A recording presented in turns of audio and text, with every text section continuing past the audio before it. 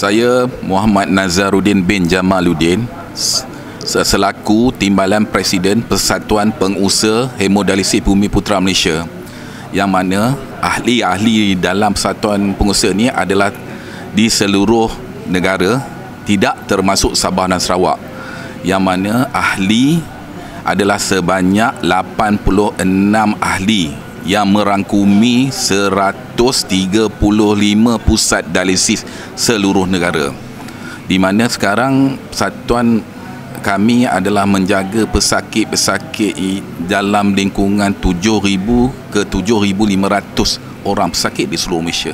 Dan kewujudan persatuan adalah sudah lama, hampir 15 tahun.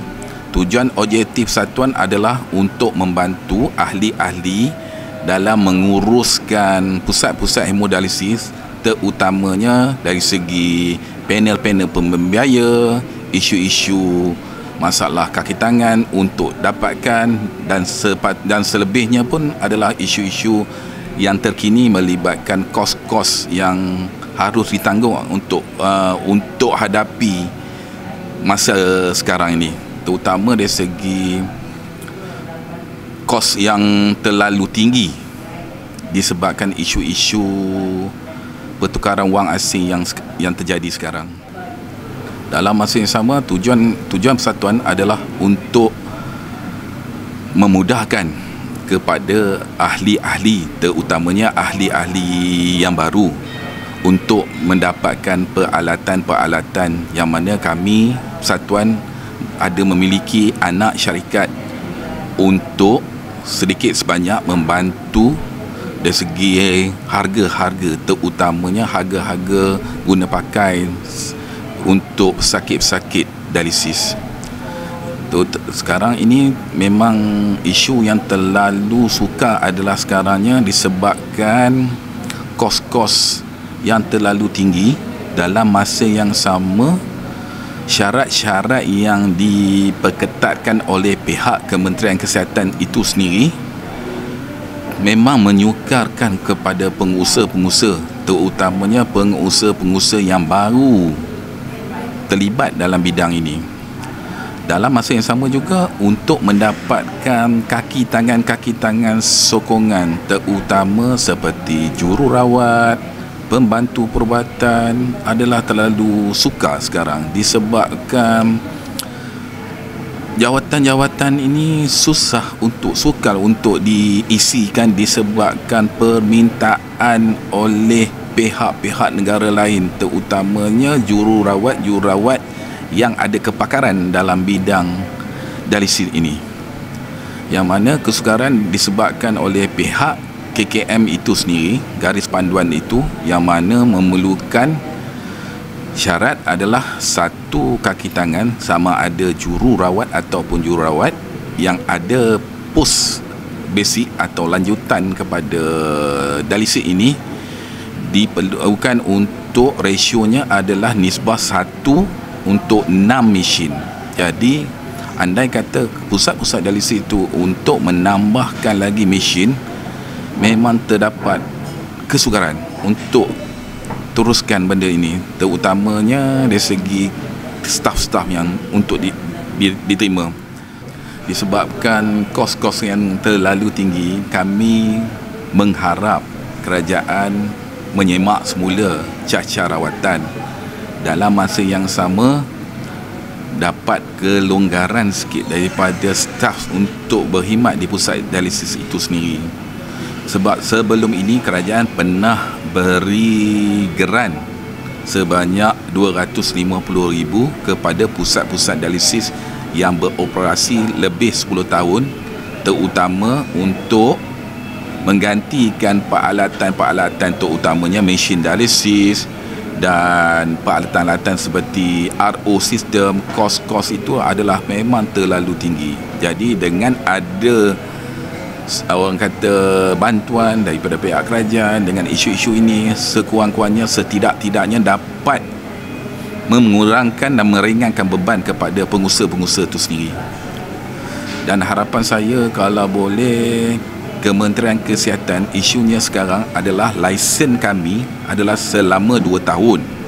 dan kalau boleh dipanjangkan kepada 3 tahun atau 4 tahun, sebabnya jangka masa 2 tahun adalah terlalu singkat.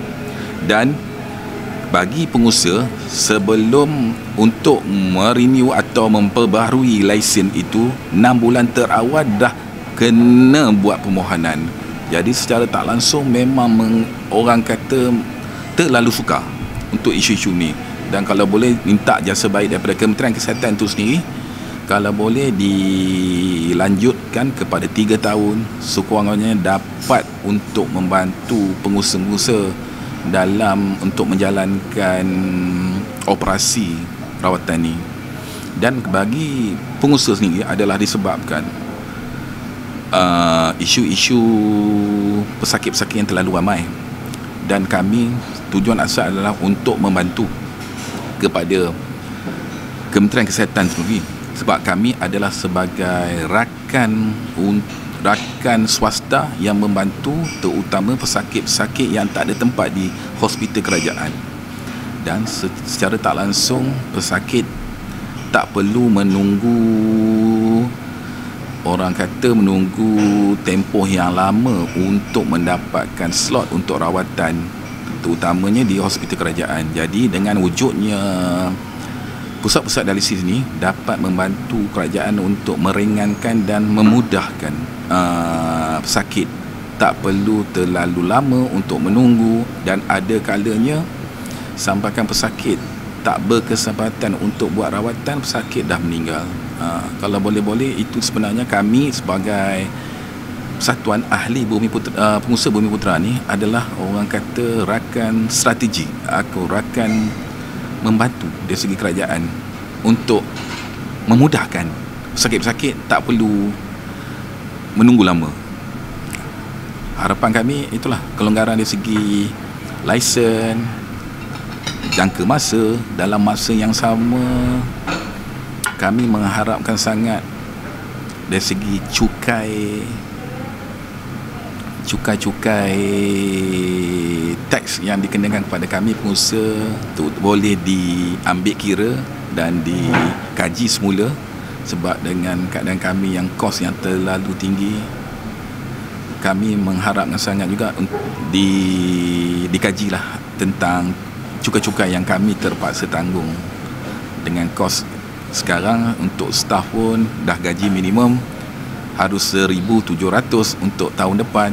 Jadi secara tak langsung kos operasi akan meningkat. Dengan isu kalau kaki tangan tu pun diharuskan dah ada kenaikan ketahunan. Malahan yang ada kepakaran itu sendiri, mungkin kalau tak diberi gaji yang setimpal, akan menyebabkan kaki tangannya akan lari dan akan berhijrah, terutama ke negara-negara Arab Saudi, ke Singapura, atas permintaan yang terlalu tinggi sekarang. Memandangkan sekarang kerajaan ke arah pelaburan asing untuk dibawa masuk ke negara dengan dasar kerajaan sekarang, memang kalau ikutkan, memang kami sebagai ahli Bumiputera terkesan, terutama pemegang-pemegang equity asing ni adalah syarikat yang besar. Malahan dari segi kewangan dananya adalah besar. Memang susah bagi kami untuk berlawan atau berdaya saing dengan pengusaha-pengusaha luar. Sebab sekarang memang terdapat pengusaha-pengusaha luar berminat untuk ke arah memiliki 100% pemilikan pusat dialisis di Malaysia ini. Tapi hakikatnya nanti, kesannya nanti, bukan semua pesakit yang mampu untuk membayar. Sebabnya pusat dialisis tak sama macam hospital-hospital swasta. Dia akan adapt dengan insurans. Malahan pusat-pusat dialisis ni adalah disebabkan atas dasar membantu pesakit-pesakit yang tak ada tempat. Cuma kami meringankan beban.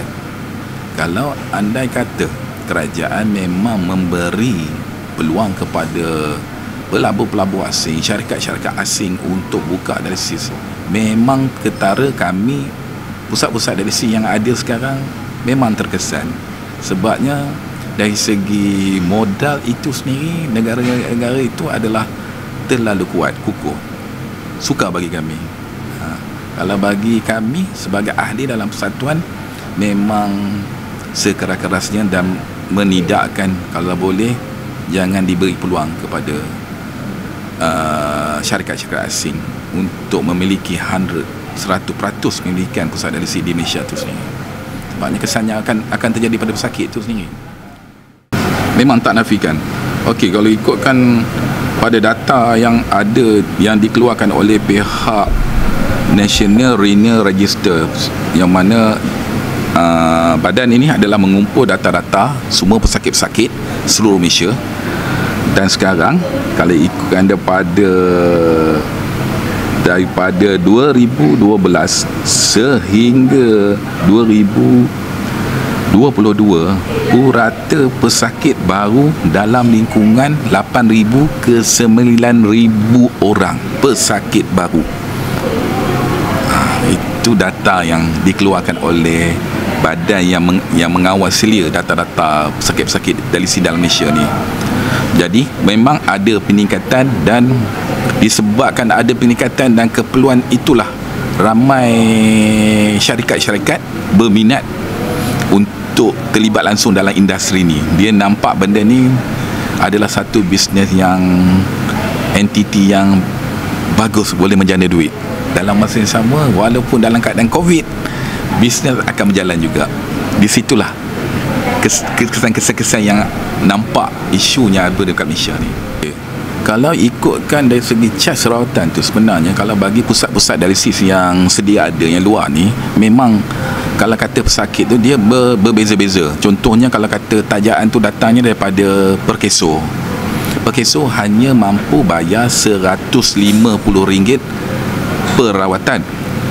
Dan malahan kalau kata Majlis Agama Islam, bergantung kepada negeri masing-masing pula, tapi purata adalah 170.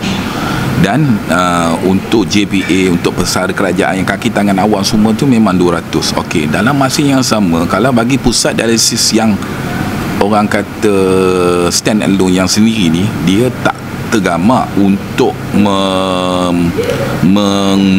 memastikan pesakit ini suruh tambah kos tu. Dan ada kala-kalanya pesakit di luar kemampuan.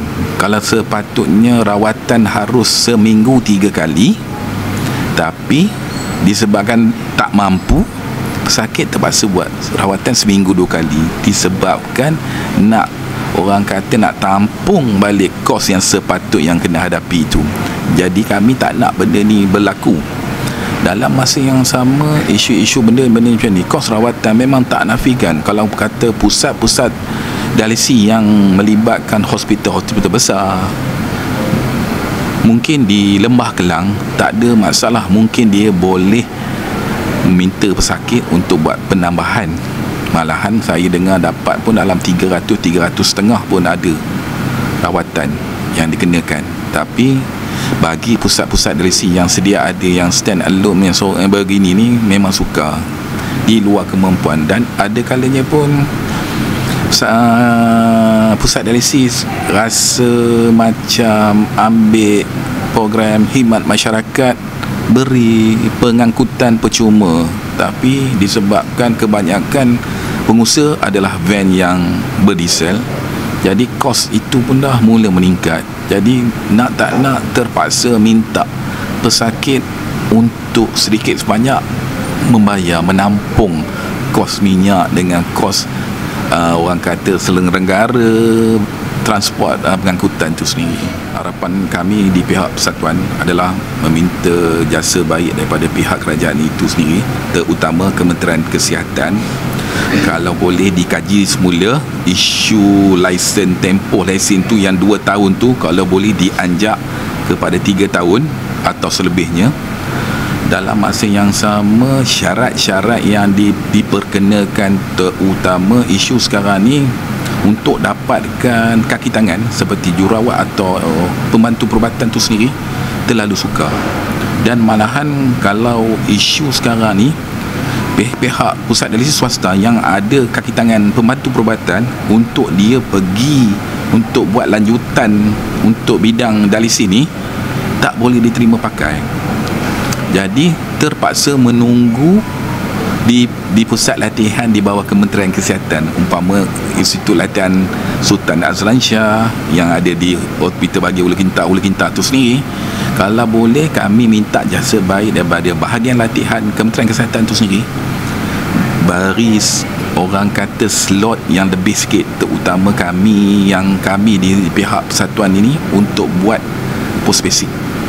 Harapan kami memang itu saja, sebabnya kalau boleh pun kos-kos yang ada sekarang memang dah terlalu tinggi. Kalau boleh dikaji semula dari segi kos rawatan tu sendiri, dan erti kata pun kalau boleh, sebabnya kami pun bergantung kepada syarat-syarat untuk pusat dialisis dia ada dipantau oleh pakar nefrologi. Jadi kalau boleh minta jasa baik kalau boleh pakar-pakar tu diberi lagi orang kata kuantiti yang banyak, sebabnya kalau pakar-pakar daripada kerajaan tu sendiri dia hanya boleh melihat untuk pesakit dia 300, kalau yang swasta 600. Jadi untuk mendapatkan balik pakar-pakar buah pinggang ni, terutamanya di daerah-daerah yang terpencil, terlalu sukar. Jadi kalau boleh dikaji juga dengan jarak lokasi dengan pakar tu sendiri, kalau boleh